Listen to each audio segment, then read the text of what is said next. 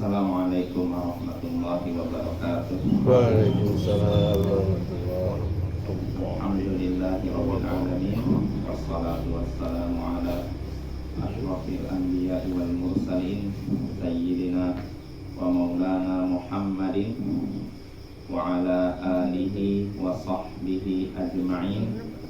Amma ba'd. Tak ada tiba Pak. Akhwat, a'azzani wa a'azzakumullah.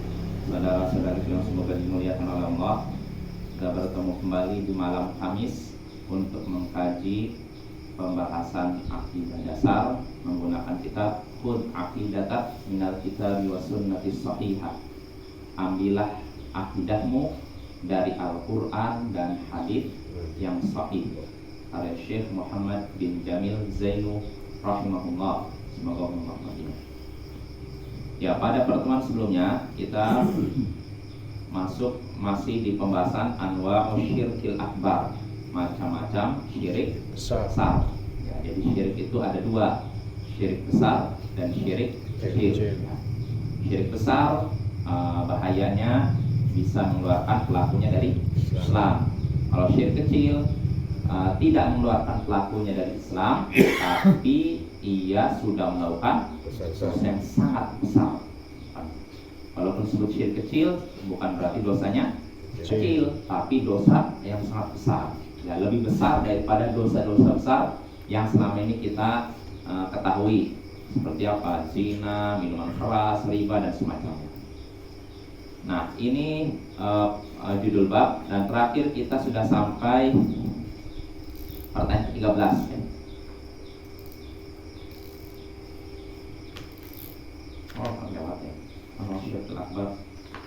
Oh ya, baru masukin ya. Oh ya, pada pertemuan sebelumnya pada pertemuan sebelumnya bukan membahas asyirkul akbar, bukan macam-macam syirik akbar, tapi yang kita bahas asyirkul akbar, syirik besar ya. Terakhir kita sampai pertanyaan ke-6, yaitu pertanyaannya, hal yasma'ul amwatud du'a, apakah orang-orang yang sudah mati bisa mendengar doa, bisa mendengar seruan, bisa mendengar panggilan? Artinya kalau kita misalkan ngomong sama orang sudah mati ini, apakah dia bisa dengar? Nah, itu maksudnya Bapak. Atau kita datang ke kubur, kita ngajak ngobrol penghuni kubur, apakah dia bisa dengar? Nah, ini pembahasannya ya. Maka jawabannya apa? La yasma'un. Orang-orang yang sudah mati tidak bisa dengar. Sudah terputus hubungan kita dengan mereka. Apa dalilnya? Qala Allah Ta'ala, Allah berfirman dalam surat An-Naml sini, innaka la tusmi'ul mauta. Sesungguhnya engkau wahai Nabi, sesungguhnya engkau wahai Rasul, tidak bisa membuat orang-orang yang sudah mati bisa dengar. Engkau tidak bisa membuat orang-orang yang sudah mati bisa dengar. Kalau ini Nabi kita, apalagi kita ya. Ini dalil pertama. Dalil kedua yang dalam surat Fatir, wa ma anta bimusmi'in man fil kubur. Engkau wahai Nabi, engkau wahai Rasul, tidak bisa membuat orang yang sudah dalam kubur bisa dengar. Artinya orang kalau sudah meninggal masuk dalam kubur nggak bisa lagi mendengar perkataan kita ya Bapak. Ini maksud hadis atau ayat tersebut ya. Jadi percuma kita minta-minta atau memanggil-manggil penghuni kubur, mereka semua tidak akan dengar. Terus bagaimana dengan salam? Lain lagi. Kalau salam memang Allah sampaikan ya, jadi ketika penghuni kubur kita berziarah kepada penghuni kubur, mereka tahu. Memang itu ada hadisnya. Nah, tapi ada pun selain itu, selain mengucapkan salam dan semacamnya, mereka tidak akan tahu ya, tidak akan. Kalaupun mereka dengar, mereka tidak bisa bantu apa-apa. Ya udah terputus hubungan kita dengan mereka. Nah, dengan ini ayat tadi memutus alasan bagi orang-orang yang selama ini menyembah orang sudah mati, doa kepada orang sudah mati, mendatangi kubur mereka, meminta-minta kepada mereka. Nah, ayat ini membantah atau memutus argumentasi mereka. Lalu apa ya? Karena mereka selama ini kan minta kepada penghuni kubur kan, minta tolong, minta apa, rezeki dan semacamnya. Dengan adanya ayat ini, kamu tidak bisa membuat orang yang di dalam kubur bisa dengar. Itu untuk apa saya manggil-manggil dia, ya kan? Karena dia nggak bisa dengar. Nah, ini ayat ini membantah apa argumen mereka dari dasar. Udah mereka nggak bisa dengar, itu selesai. Kalau nggak bisa dengar untuk apa? Minta apa ya?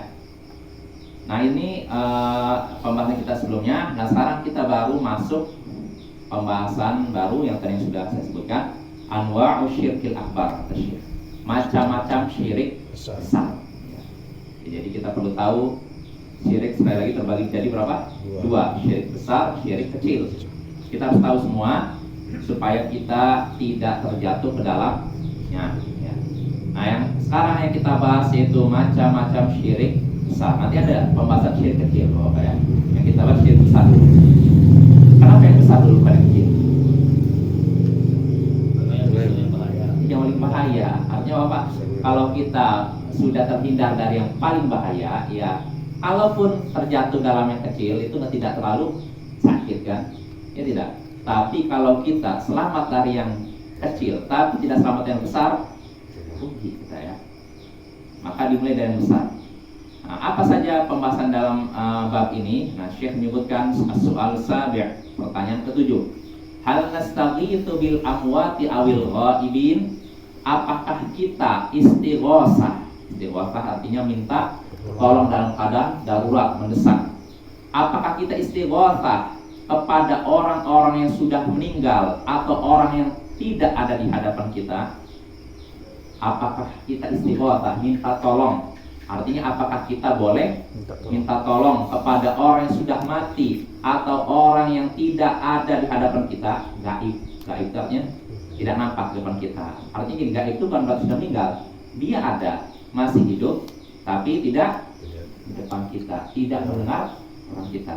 Ya, misalnya gini, gaib itu yang misalnya gini, ada orang di Muara, saya ngomong, dia kan nggak tahu, ya kan? Saya pun nggak lihat, dia tidak melihat saya. Jadi namanya gaib, tidak ada di hadapan kita. Nah, pertanyaannya, bolehkah kita minta tolong kepada orang yang sudah meninggal atau orang yang tidak ada di hadapan kita? Al-jawab, jawabannya la nastaghitsu bihim. Kita tidak meminta tolong kepada mereka. Kita tidak boleh istighosah kepada mereka. Gak boleh. Kenapa? Syekh menyebutkan dalilnya, qala Allah Ta'ala, Allah berfirman dalam surat An-Nahl, walladzina yad'una min dunillahi la yakhluquna syai'an wa hum yukhlaqun amwatun ghairu ahya wa ma yash'uruna ayyana yub'atsun. Dan orang-orang yang mereka seru selain Allah tidak bisa menciptakan sedikit pun. Justru mereka lah yang diciptakan. Betul tidak? Betul. Orang yang diseru siapapun itu, mau itu Rasul dipanggil, wahai Rasul ini, atau malaikat, atau orang soleh kan, atau yang dianggap wali, mereka bisa menciptakan? Tidak, sedikit pun nggak bisa menciptakan, kata Allah. Dan orang-orang yang menyeru selain Allah, mereka tidak bisa menciptakan sedikit pun. Justru mereka lah yang diciptakan. Mereka tidak bisa menciptakan, bahkan mereka lah yang diciptakan kan? Ya. Amwatun wa ahya, mereka itu mati tidak hidup. Ya. Wa ma yash'uruna ayyana yub'atsun, dan mereka tidak sadar kapan mereka akan dibangkitkan. Artinya di sini kita dilarang minta tolong kepada yang yang mati. Ya, atau yang tidak ada di hadapan kita. Percuma begitu Bapak ya. Itu dalil pertama. Dalil kedua yang disebutkan Syekh dalam surat Al-Anfal, id tastaghitsuna rabbakum fastajaba lakum. Ingatlah ketika kalian istighosah kepada Tuhan kalian, ketika kalian minta tolong kepada Tuhan kalian, lalu Dia pun memenuhi permintaan kalian. Ayat ini berbicara tentang kisah perang Badar. Jadi sudah pernah kita bahas, kaum muslimin tadinya tidak ada maksud untuk perang. Rasulullah dengan beberapa sahabat, jumlahnya 313, bergerak hanya untuk menghadang kafilah dagang Quraisy. Jadi kafilah dagang Quraisy dari Syam, mereka udah ada info mereka akan lewat sini. Nah, Rasulullah dengan para sahabat tidak menghadang ini. Namun rupanya pergerakan Rasulullah dan para sahabatnya sudah diketahui. Mungkin kafilah dagang ini juga punya mata-mata dan semacamnya. Sehingga akhirnya mereka beritahukan di mana nih, mata-mata yang beritahukan ada pergerakan nih. Coba kita minta bantuan ke Mekah. Akhirnya kafilah dagang Quraisy ini datang dengan cepat, bergerak dengan cepat. Rasulullah baru datang, nggak menemukan mana kafilah dagangnya, udah lewat ternyata. Dan ternyata yang akan datang, yang dihadapi bukan kafilah dagang, tapi pasukan yang dari Mekah, yang jumlahnya 3 kali lipatnya. Berarti berapa? 313, 3 kali lipatnya 1000-nya.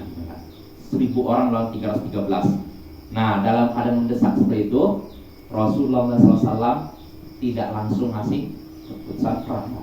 Rasulullah musyawarah dulu dengan para sahabat. Gimana nih? Apa yang harus kita lakukan? Apakah kita mundur ke Madinah atau lanjut perang? Maka para sahabatnya lanjut ya Rasulullah, tetap lanjut. Kita nggak akan lari. Nah, maka Rasulullah pun setelah itu langsung berdoa, istighatsah, berdoa kepada Allah dalam keadaan apa? Mendesak kan? Ya kan kita lagi perang nih, pertumpahan darah. Rasul berdoa dan berdoa sampai akhirnya Abu Bakar merasa nggak tega. Rasul doa itu benar-benar mengelas kepada Allah.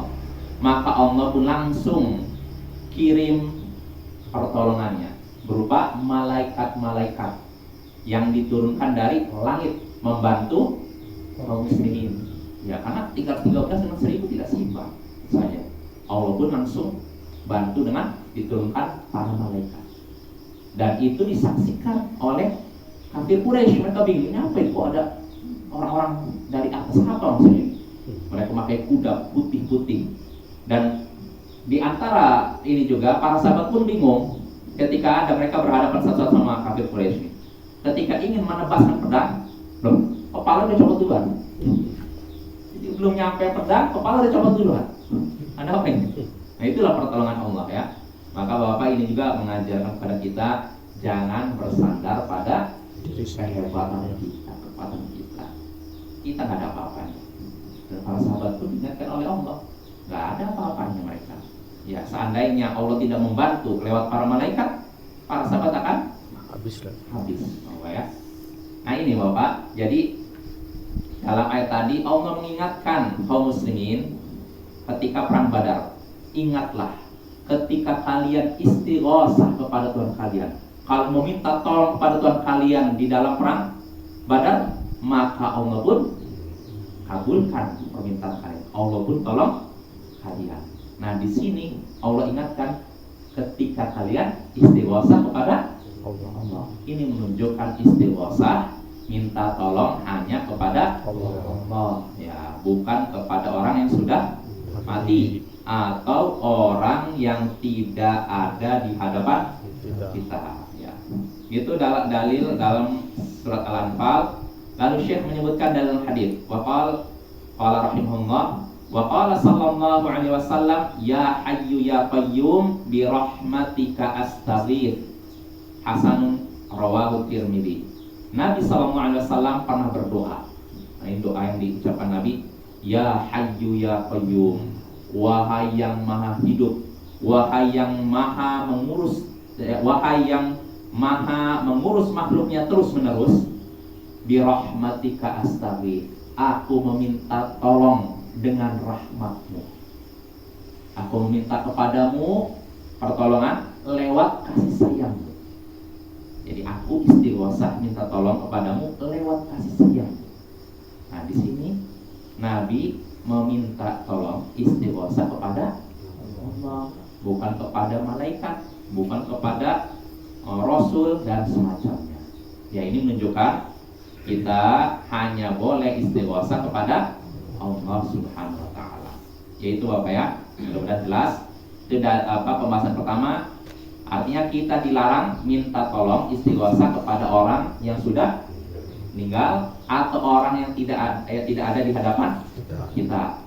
Nah, terus timbul pertanyaan, loh, kenapa? Apa masalahnya kalau saya minta tolong kepada orang mati? Ya, karena kalau kita minta tolong kepada orang mati, selain itu ibadah kepada orang tersebut, secara tidak langsung atau secara langsung kita meyakini orang tersebut punya kemampuan mendengar. Kalau sudah mati terputus hubungannya. Seakan-akan kita meyakini dia punya kemampuan tersembunyi. Seperti Allah berarti kan? Atau ketika kita manggil orang yang tidak ada di hadapan kita, orangnya ada di Pasaman, orangnya ada di Jakarta. Kita manggil, wahai Ustadz ini, Ustadz nggak dengar. Berarti ketika manggil dia, seakan-akan kita meyakini dia punya kemampuan mendengar dari jarak jauh. Berarti kita sudah menetapkan sifat ketuhanan pada dia. Ya tidak? Iya, betul. Ya kan? Bahaya ini Bapak. Makanya wajar kalau orang seperti ini terjatuh dalam syirik besar. Dia pertama terjatuh dalam syirik dalam masalah uluhiyah, kedua syirik rububiyah. Karena secara tidak langsung dia meyakini orang yang dia panggil punya sifat ketuhanan, yaitu mendengar dari jarak jauh. Nah ini harus kita ingatkan kalau ada di antara saudara kita yang meyakini seperti itu dosa besar, syirik besar, bisa membatalkan keislaman seorang muslim. Nah itu pertanyaan ketujuh. Nah sekarang kita masuk pertanyaan baru. As-su'al tsamin, pertanyaan ke-8. Hal tajuzul isti'anatu bi ghairillah. Nah tadi istighatsah, sang isti'anah. Bolehkah kita minta tolong kepada selain Allah? Al-jawab, jawabannya la tajuz, tidak boleh. Apa tidak boleh? Kenapa tidak boleh? Wa dalilu qaulu ta'ala. Dalilnya itu firman Allah Ta'ala, iyyaka na'budu wa iyyaka nasta'in. Artinya apa? Hanya kepadamu ya Allah kami beribadah, dan hanya kepadamu kami mohon pertolongan. Hanya kepadamu, tidak pada selainmu. Artinya saya hanya ibadah kepadamu dan tidak akan beribadah pada selainmu. Saya hanya akan minta tolong kepadamu ya Allah dan tidak akan minta tolong. Ini kita ucapkan sehari berapa Bapak?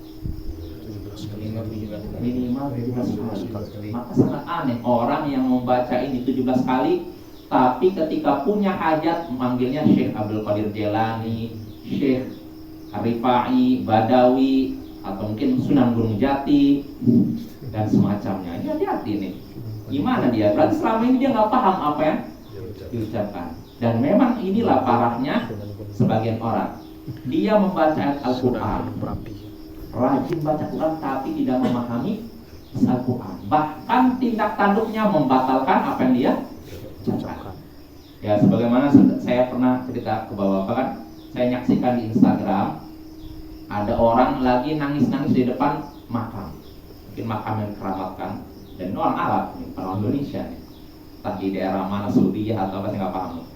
Jadi makamnya itu kayak model apa sih? Ya pokoknya kayak ada semacam kayak kubah, bukan kubah apa? Bangunan gitulah. Dia di depan nangis, wahai Syekh, tolong saya, tolong. Nah dia benar-benar khusyuk, dia minta sama penghuni kubur. Nah setelah selesai ritualnya, dia tutup dengan la ilaha illallah. Aneh tidak Bapak? Barusan dia minta ke situ tuh, ke penghuni kubur. Di akhir ritualnya dia ucap la ilaha illallah. Aneh nggak? Aneh kan? Barusan dia syirik, ditutup dengan kalimat tauhid. Yang sahabat ini nggak dilakukan oleh Abu Jahal, musuh Nabi. Nggak pernah dilakukan oleh Al-Walid bin Al-Mughirah, musuh Nabi, dan tidak dilakukan oleh Abu Lahab. Abu Lahab lagi nyembah berhala, disuruh mengucapkan la ilaha illallah. Mau nggak? Nggak mau. Karena apa? Konsekuensinya kalau saya mengucapkan la ilaha illallah, saya nggak boleh menyeru selain Allah, nggak boleh berdoa kepada Lata, Uzza, malaikat, orang soleh, nggak bisa. Saya hanya boleh berdoa. Ini yang nggak diinginkan oleh musyrikin Quraisy. Makanya Allah sebutkan dalam surat As-Saffat, wa idza qila lahum la ilaha illallah yastakbirun.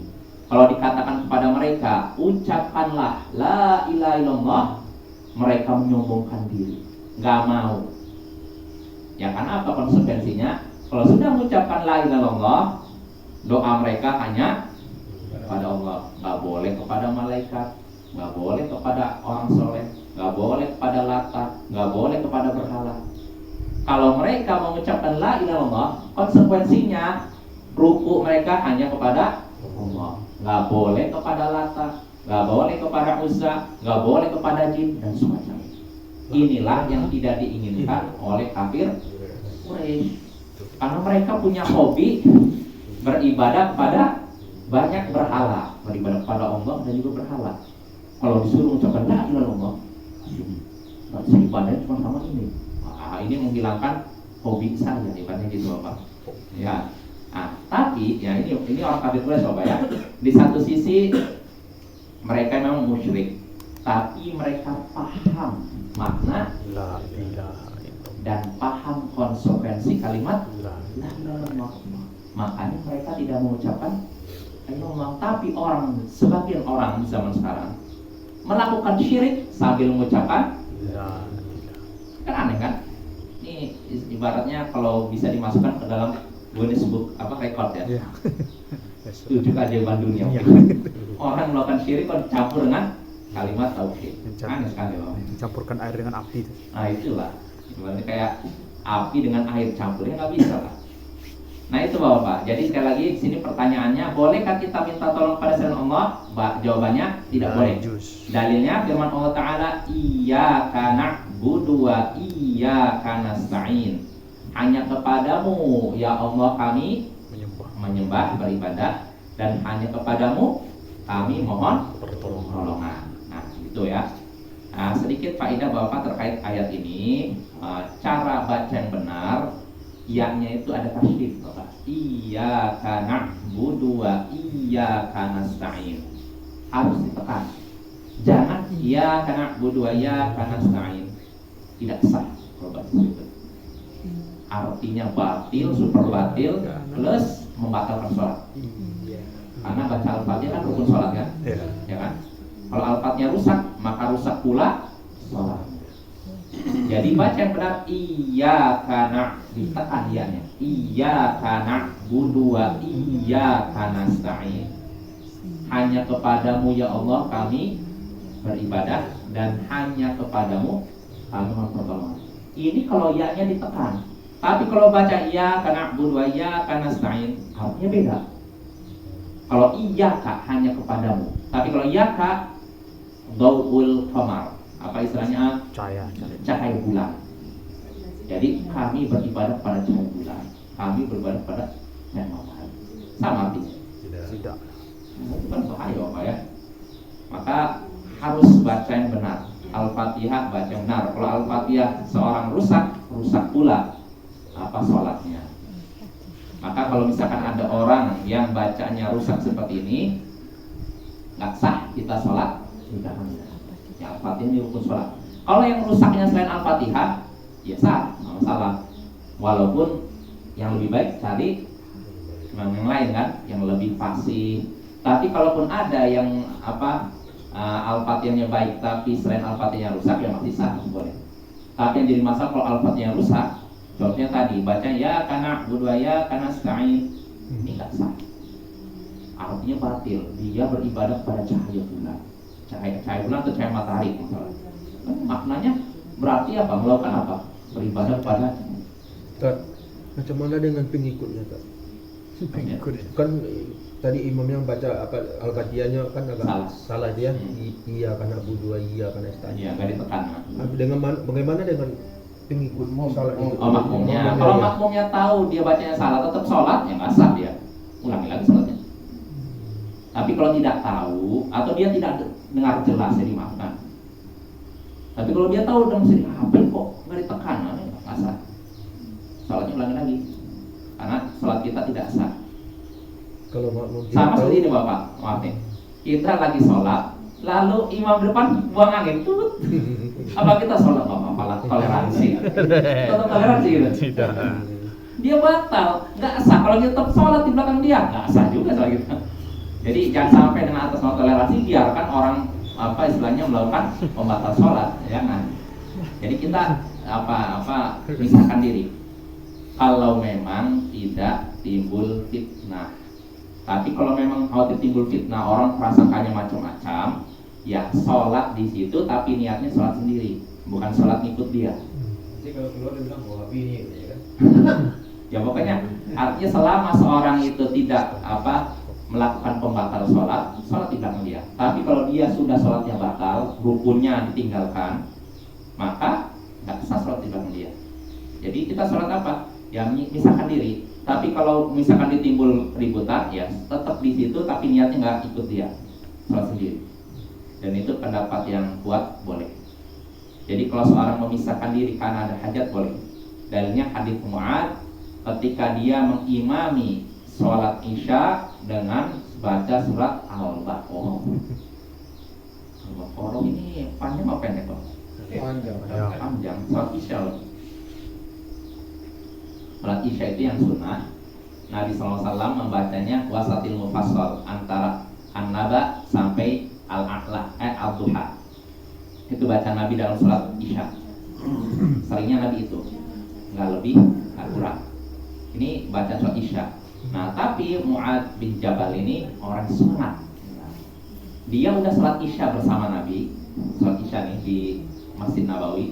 Nah, selesai sholat isya dia pulang lagi ke kampungnya di Madinah. Dia ngimami lagi sholat isya kaumnya. Kalau sama Nabi kan bacanya ringan kan? Tadi cuma antara An-Naba sampai Al-Duha. Nah, ketika dia pulang ke masjid kaumnya, masjid kampungnya di Madinah juga, dia jadi imam. Tadi kalau sama Nabi sebagai apa?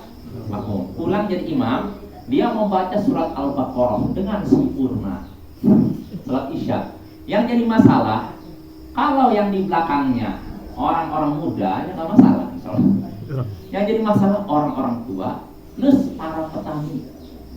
Kira-kira bagaimana? Petani sholat isya di belakang orang yang membaca surat Al-Baqarah. Dia dari pagi sampai sore mungkin udah capek kan? Tiba-tiba sholat isya baca surat Al-Baqarah sempurna Bapak dari awal sampai akhir. Protes kan, artinya gelisah kan makmum kan baca surat Al-Baqarah. Nah, maka ada di antara jamaah yang Melepaskan diri. keluar, dia sholat sendiri. Nah, Mu'adz bin Jabal mendengar, berdasarkan didengar dari beberapa makmum, katanya ada satu orang yang keluar dari jamaah, dia sholat sendiri. Langsung Mu'adz bin Jabal sendiri, orang munafik, bisa Mu'adz. Maka orang tadi yang disinggung Mu'adz itu ngadu kepada Nabi, gimana Nabi, saya apa artinya Mu'adz bin Jabal mau mengimami sholat kami tapi membacanya dengan surat Al-Baqarah. Tapi membenarkan, gimana sholat isya kok baca surat Al-Baqarah. Nah, akhirnya dipanggil Mu'adz oleh Nabi, lalulah dimarahi. Afattanun anta ya Mu'adz? Afattanun anta ya Mu'adz? Apakah engkau tukang fitnah wahai Mu'adz? Apakah engkau pembuat fitnah wahai Mu'adz? Artinya kalau engkau mau sholat, maka baca dengan sabbih isma rabbikal a'la wa syamsi wa duhaha wa laili idza yaghsha. Ini bacaan sholat isya. Artinya pertengahan. Ya. Beda dengan subuh memang panjang Nabi. Tapi kalau sholat isya itu memang pertengahan. Tidak pendek, tidak pertengahan. Nah, itu yang sunnah. Jadi kalau kita mau yang sunnah, ya baca dibaca Nabi. Ketika maghrib baca Nabi, isya baca Nabi, subuh baca Nabi. Kalau kita membaca seperti yang dibaca Nabi, ini dianggap sesuai dengan sunnah dan tidak dianggap berlebihan. Yang berlebihan itu kalau sudah melewati apa yang dibaca Nabi. Contohnya Mu'adz bin Jabal, Nabi saja bacanya antara An-Naba sampai Al-Duha, pertengahan. Mu'adz bin Jabal baca Al-Baqarah. Al-Baqarah itu 1 juz lebih, Bapak, 2 juz lebih. Orang kali 2 juz lebih. Salat wajib ya. Kalau salat tarawih nggak masalah kan, bisa duduk kan? Bisa. Ya, itu salat wajib ya kan. Nah itu Bapak ya. Jadi kita kembali lagi masalah makmum keluar dari jamaah kan ada hajat, itu boleh kan? Misalkan dia punya hajat, anggap misalkan, contohnya di sini kapal ambu-ambu misalkan berangkat jam berapa biasanya? Jam 7 ya. Ya misalkan jam 7. Anggap maghrib kita sekarang 7:15. Nah, kalau dia kebetulan dia sholat, ada misalkan ada jamaah sini mau ke Padang. Imamnya bacanya suratnya misalkan Atin pendek lah, surat Al-Qalam. Waduh, dia udah gelisah, nanti ketinggalan ambu-ambu nih gimana? Maka kalau dalam kondisi ini dia boleh pisahkan diri. Ada hajat kan, dia pisahkan diri. Dia langsung sholat sendiri. Walaupun di sini ada jamaah boleh. Jelas Bapak ya, berdasarkan hadits Mu'adz tadi. Karena Nabi tidak menyalahkan orang yang keluar dari jamaah tadi, justru yang disalahkan jamaah Mu'adznya. Nah, itu menunjukkan boleh seorang keluar dari jamaah karena ada kebutuhan ya. Nah, maka termasuk tadi kalau misalkan imamnya baca Al-Fatihah tidak beres, boleh makmum keluar. Bukan boleh lagi, asalnya harus keluar. Karena kalau dia tetap sholat di belakang, nggak sah, sia-sia dia. Sempurna 4 rakaat sampai salam, nggak dapat pahala. Nah, itu apa ya? Nah, tapi kalau khawatir timbul fitnah, jadi perbincangan desas-desus, maka silahkan di situ sholatnya, tapi niatnya tidak berjamaah, sholat sendiri. Artinya gini, gerakannya mirip dengan gerakan imam, tapi dia niatnya sholat sendiri. Jelas Bapak ya? Karena kalau niatnya ngikut imam udah basah, bagaimana diikuti? Jelas Bapak ya?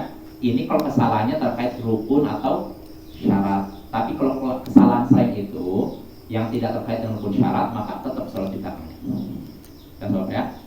Misalkan ada orang, misalkan kesalahannya bukan terkait rukun dan syarat. Misalkan ada orang gini, Allahu Akbar, nggak ada tampil Rasul sampai begini, sampai begini Rasulullah atau telinga. Tiba-tiba ada orang begini berlebihan kan? Nah, apakah sholatnya batal? Tidak, karena itu tidak terkait dengan rukun dan syarat. Maka kalau kita sholat di belakang orang seperti itu sah. Walaupun kalau ditanya mana yang lebih baik, sholat di belakang orang itu atau yang lebih bagus sholatnya? Mana yang lebih ini? Kan? Kalau ada imam yang lain. Tapi kalau adanya itu ya sudah sholat kita. Nah, Bapak ya. Jadi kesimpulannya gitu Pak. Kalau memang imamnya bacaan Al-Fatihahnya rusak, ini Al-Fatihah Bapak ya. Kalau setelah Al-Fatihah nggak masalah. Kalau Al-Fatihahnya rusak di sini artinya gini, bisa mengubah artinya, maka tidak sah sholat di belakang. Tapi kalau kesalahannya Bapak yang tidak merusak arti, misalkan kesalahannya istilahnya kalau dalam ilmu tajwid itu lahnul khafi, kesalahan yang sedikit tersembunyi, tidak jelas, maka ini tidak batal sholat. Contohnya seperti misalkan apa ya, tidak merusak ini ya,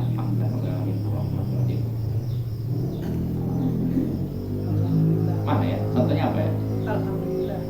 Hah? Alhamdulillah. Alhamdulillah. Alhamdulillah. Pakai H.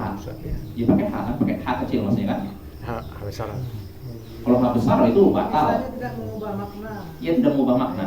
Oh bisa gini. Alhamdulillah, alhamdulillahirabbil alamin. Apa contohnya? Ada contohnya. Gak teringat kalau misalnya gini. Apa contohnya? Yang ngalamin itu lah. Alhamdulillah bilang ngalamin. Yang ayat terakhir itu kan. Ya, oh ya, misalkan anggap ini. Misalnya gini yang lahnul khafi Bapak ya.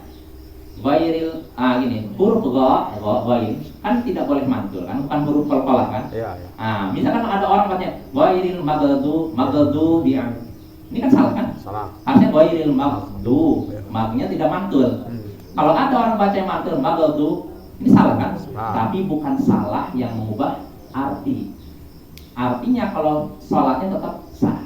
Kalau kita jadi makmum dia sah. Yang nggak boleh itu, yang membatalkan sholat itu kalau kesalahannya sampai mengubah artinya.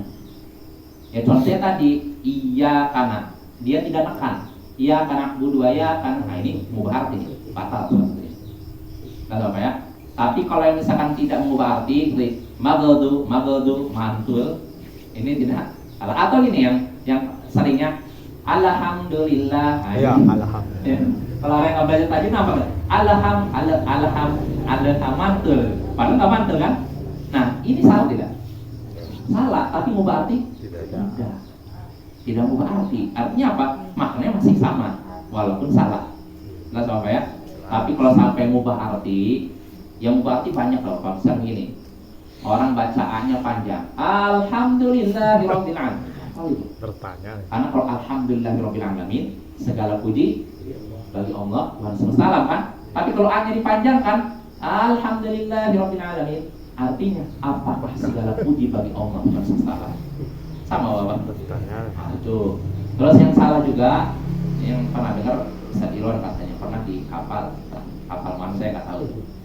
Ada imam baca gini, Ustaz Ilon nggak? Alhamdulillahirabbil alamin, ar-rahmanir rahim, maliki yaum. Nggak dipanjangkan. Ini bisa mengubah arti. Jadi yang benar alhamdulillahirabbil alamin. Ini panjang, bukan alamin. Ar-rahmanir rahim. Ya ini. Nah ini Bapak ini memang makanya pentingnya kita kita belajar baca Quran ya Bapak ya. Nggak ada istilah terlambat Bapak. Kalau memang kita mungkin dulu belum sempat belajar di masa muda, apa belajar ketika sudah usia kita sedikit menua, nggak masalah belajar. Kalau kita berusaha dapat pahala. Jadi yang dinilai itu usaha kita Bapak. Ketika kita belajar, lalu ternyata misalnya lidah kita karena udah tua mungkin agak kaku sehingga kurang pas, Allah maafkan. Yang penting kita sudah punya niat usaha Bapak ya. Jadi hendaknya kita punya semangat untuk belajar, terutama yang masalah yang wajib-wajib. Ya termasuk contohnya tadi sholat rukun-rukunnya, syarat-syarat sahnya ini harus kita pelajari, terutama Al-Fatihah. Kalau Al-Fatihah kita udah biasa sudah insya Allah aman. Bacaan setelahnya mau Qul huwallahu ahad atau Al-Kafirunnya salah atau itu nggak masalah, sholat tetap sah. Tapi kalau Al-Fatihah sudah rusak, rusak semuanya. Habis. Rugi kita. Habis. Ya, habis. Oh, 3 menit deh ya. Bismillah. Udah 9 nya parah. Mana ya, ini? Bro. Iya kan? 5 menit lagi. Oh ya udah Bapak ya, lanjut ya, kita selesaikan dulu pertanyaan ini. Tiga sih. Ya jadi kita tadi sekali lagi minta tolong kepada selain Allah tidak boleh. Dalilnya tadi iyyaka na'budu wa iyyaka nasta'in. Hanya kepadamu kami beribadah dan hanya kepadamu kami mohon tolong. Itu dalil dari Al-Qur'an. Adapun dari hadis Syekh menyebutkan qala rahimahullah wa qaulu sallallahu alaihi wasallam, dan sabda Nabi sallallahu alaihi wasallam kepada Ibnu Abbas, idza sa'alta fas'alillah. Kalau engkau meminta, maka mintalah kepada Allah. Wa idza sta'anta fasta'in billah. Dan kalau engkau mohon pertolongan, maka mohonlah pertolongan kepada Allah. Nah, itu Bapak. Ini hadis Hasan Sahih riwayat Tirmidzi. Nabi tidak berkata kepada Ibnu Abbas yang ketika itu masih kecil, kalau kau mintalah kepada malaikat. Kalau kau mohon pertolongan, mohonlah kepada orang soleh. Ibnu Abbas masih kecil sudah dididik untuk minta pada Allah. sampaikan tauhid, masih kecil Bapak. Maka hendaknya itu juga yang kita ajarkan kepada anak kita. Mumpung masih kecil, kita tanamkan tauhid. Insya Allah anak itu masih polos, mudah terima. Tapi kalau udah dewasa, ini udah repot Bapak ya.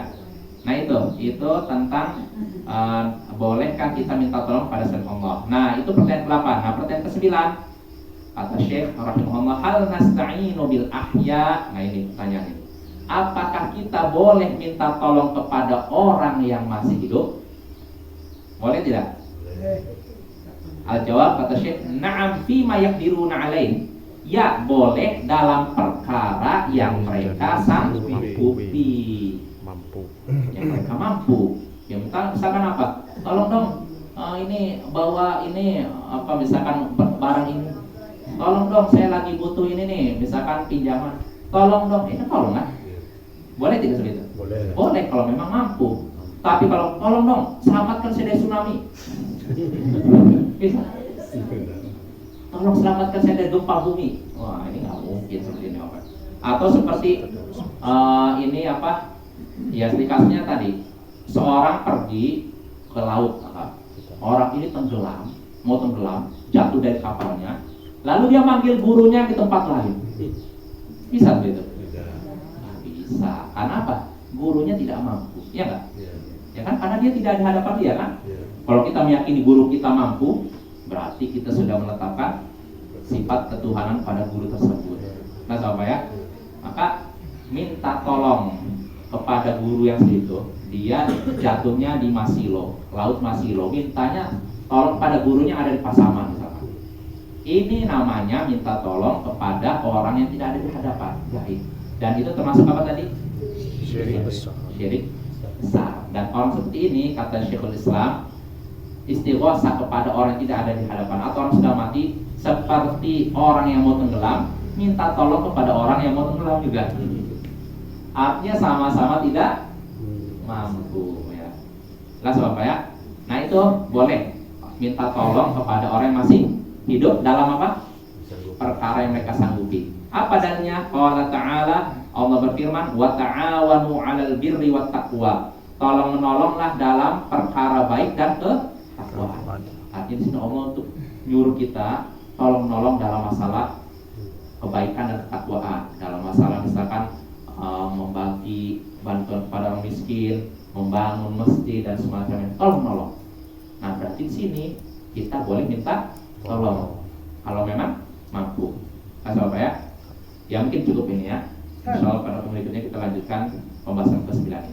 Kalau sekedar memajang fotonya aja mana Ustaz? Apa itu? Memajang fotonya aja gitu. Misalnya kayak di kedai nasi ada foto saleh atau apa lah gitu. Gimana Ustaz? Oh maksudnya meyakini foto ini nanti mendatangkan rezeki gitu. Nah, bisa jadi atau Ah, itu nggak boleh, itu. di post di apa di Bisa jadi. pajang aja. Datangkan berkah. Ah itu syirik besar. Karena meyakini itu ya bisa jatuh syirik besar itu.